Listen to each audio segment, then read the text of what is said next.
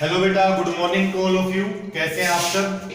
उम्मीद करते हैं कि आप बहुत अच्छे होंगे, अपने घर पर होंगे, सुरक्षित होंगे। तो today's we will discuss the chapter third from 9th class. The name of the chapter is atom and molecule. देखिए बेटा, मैटर के बारे में हमने पढ़ा है, मैटर्स, एटम्स।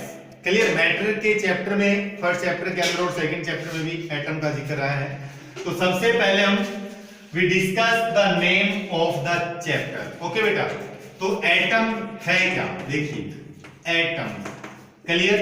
एटम वर्ड एक बेटा ग्रीक वर्ड से आया है। कौन सा word? Greek word. Clear? Atom, इसका मतलब क्या होता है एटम का? ये देखिए, ए का मतलब होता है नो। ए का मतलब क्या होता है? नो। टोम का मतलब होता है पार्ट। क्या होता है? Part.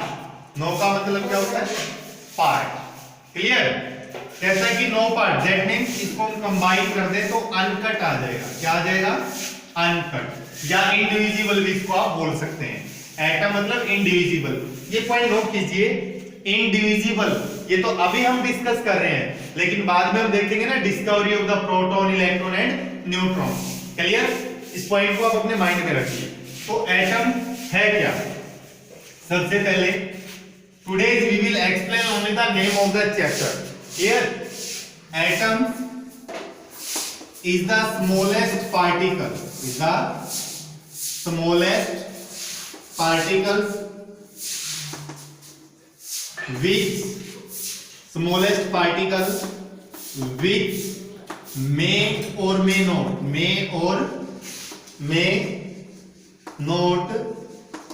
exist freely.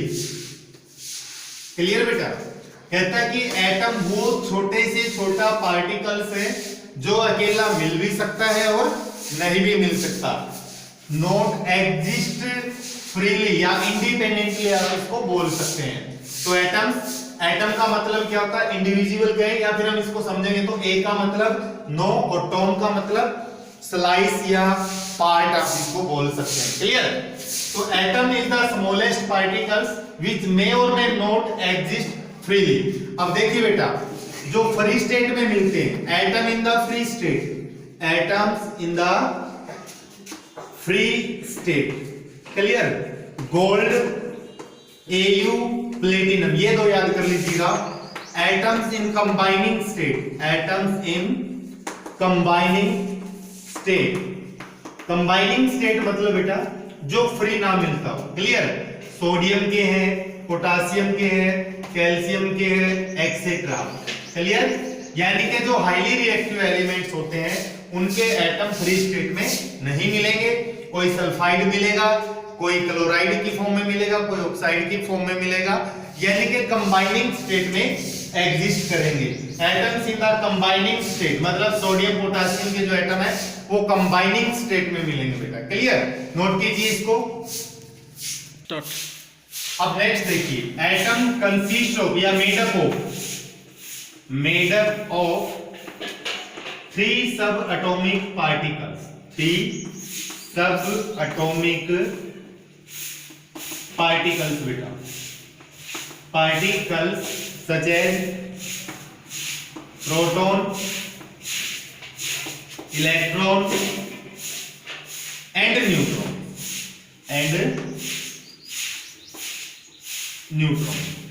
Atom subatomic की जगह आप फंडामेंटल भी बोल सकते हैं, यानी कि द बेस पार्टिकल्स कौन से होंगे? Proton, electron and neutron. Simply इनको याद कर लीजिए पेन से।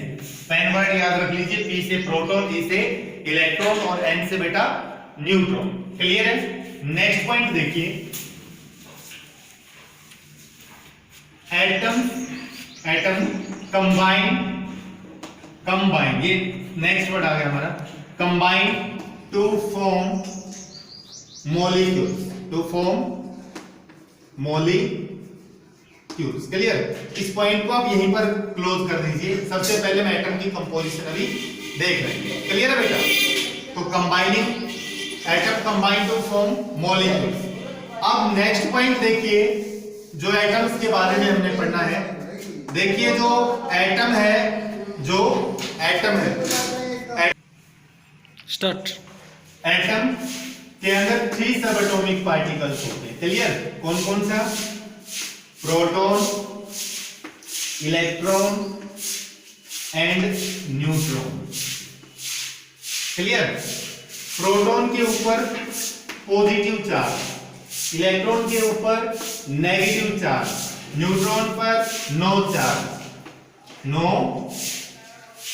चार्ज, इलेक्ट्रॉन पर पॉजिटिव चार्ज, प्रोटॉन पर पॉजिटिव चार्ज, इलेक्ट्रॉन पर negative charge, neutron no charge. अब देखिए पॉजिटिव चार्ज है, इसको डिस्कवर किया बेटा गोल्डस्टीन ने। गोल्डस्टीन साइंटिस्ट का नाम है J Thomson, J Thomson, James Chadwick. Clear बेटा? न्यूट्रॉन न्यूट्रल पार्टिकल होता है। ये कौन सा एक्सपेरिमेंट के थ्रू किया? Anode ray experiment, anode ray experiment. Clear है?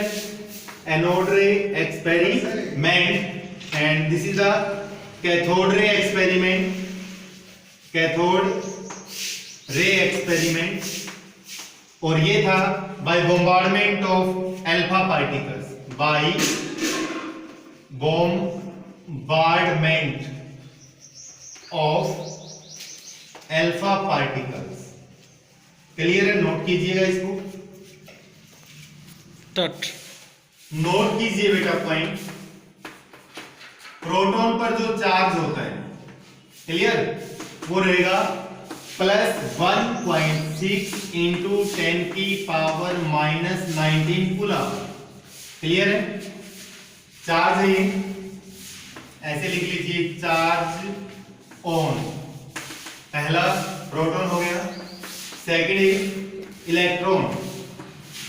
अब बात यहां पे ध्यान देने वाली है कि यहां पे हम चार्ज लिखते हैं 1.6 इंटू 10 की पावर -19 कूलम, बट चार्ज क्या रहेगा?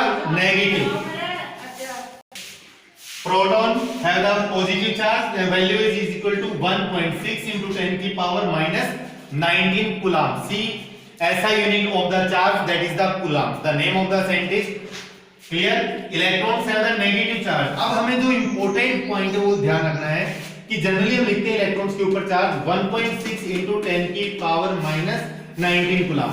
अगर बेटा यही क्वेश्चन आपसे NTSC और NSO के एग्जाम में पूछा जाए, कंपटीशन में आपसे पूछा जाए, तो आप इसको गलत कर देंगे। इसका मतलब क्या कि यहाँ पे हमें माइनस का सिंबल यूज करना होगा। क्लियर है? अब है representation of the electron. Clear? Third point note कीजिए एक बार, न्यूट्रॉन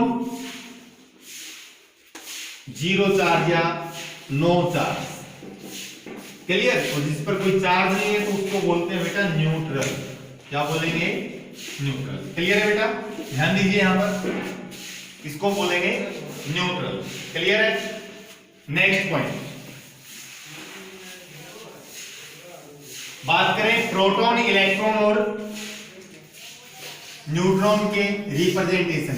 प्रोटॉन बेटा 1 + 1, mass 1, charge +1, electron mass 0, charge -1। Clear है? Neutron mass 1, charge 0। जो नीचे रिप्रेजेंट किया गया ना बेटा, ये होता है चार्ज। जो अपर साइड में लिखा गया वो है मास। यानी कि इलेक्ट्रॉन की मास जब हम लिखते हैं तो ये लिखते हैं 9.1 इंटू 10 की पावर -31 kg। अब बात करते हैं कि ये क्यों लिखा है। ये मास जो होती है ना के बराबर होती है, ये मास ना के बराबर होगी बेटा। क्लियर है? तो प्रोटॉन, इलेक्ट्रॉन, न्यूट्रॉन को याद करने के लिए क्या करेंगे? पेन मतलब P से प्रोटॉन, E से इलेक्ट्रॉन, N से बेटा न्यूट्रॉन। क्लियर बेटा? अब यही बातें पहले भी रिपीट हो चुकी है, तो प्लीज आप इनको अच्छे से पढ़िए बेटा। अगर आपका कोई डाउट बनता है तो आप मुझे सेंड कर सकते हैं। Thank you and have a nice day.